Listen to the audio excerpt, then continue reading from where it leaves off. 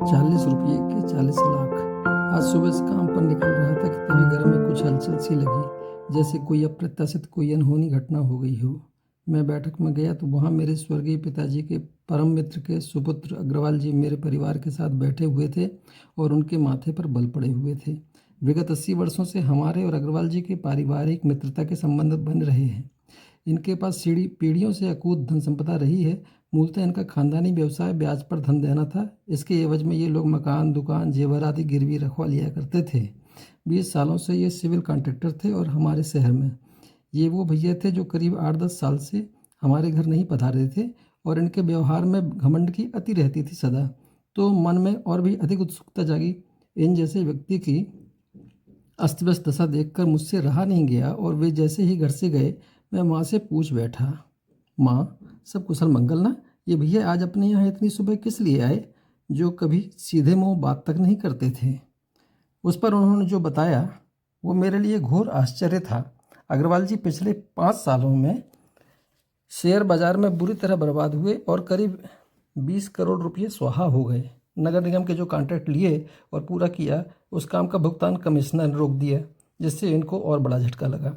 कामों को पूरा करने के लिए इतने बड़े सेठ को बाजार से सूदखोरों से रुपये 40 लाख रुपए लेने पड़े और अब वो 40 लाख रुपये ब्याज बढ़ते बढ़ते 70 लाख हो गए हैं। इनके पास खाने के पैसे भी नहीं बचे हैं और इसलिए ये अपना आलीशान बंगला जो इंदौर की सबसे धनाढ्य बस्ती में है बेच रहे हैं। मुझे एक झटका सा लगा, लेकिन माँ ने जो आगे बताया वो बड़ा झटका था। ऐसा आश्चर्य था जिससे ये लिखने पर मजबूत कर दिया मुझे।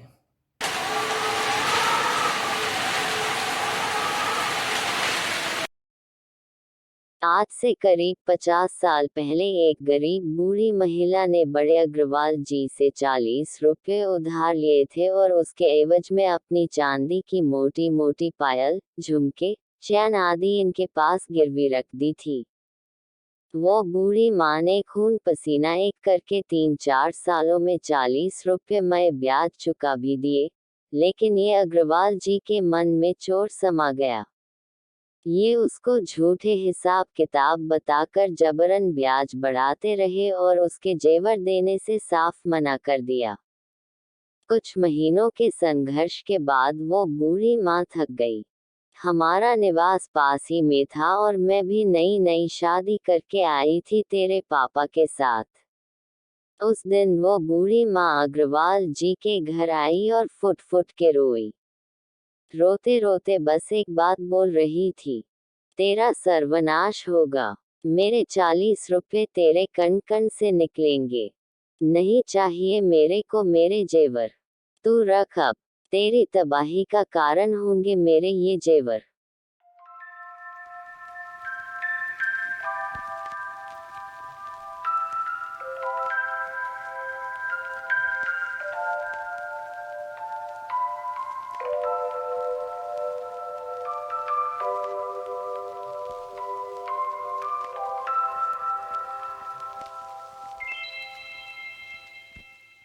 और 2 दिन में वो बूढ़ी अम्मा इस दुनिया से चल बसी।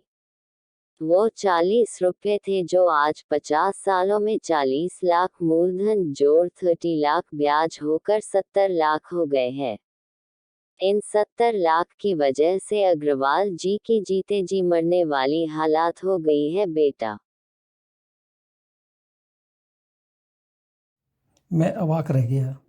सुना था आज तक कि ऊपर वाले की लाठी में आवाज़ नहीं होती, मगर आज प्रत्यक्ष था मेरे सामने सब कुछ। न्याय है ऊपर वाले की अदालत में।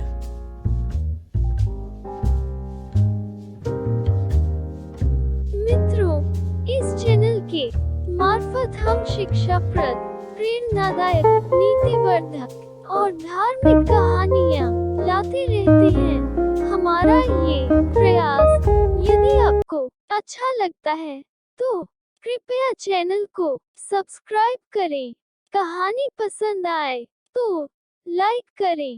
कुछ कहना चाहते हैं तो कमेंट करें और बेल आइकन दबा दें, जिससे आगामी कहानियों की सूचना आपको समय पर मिल सके।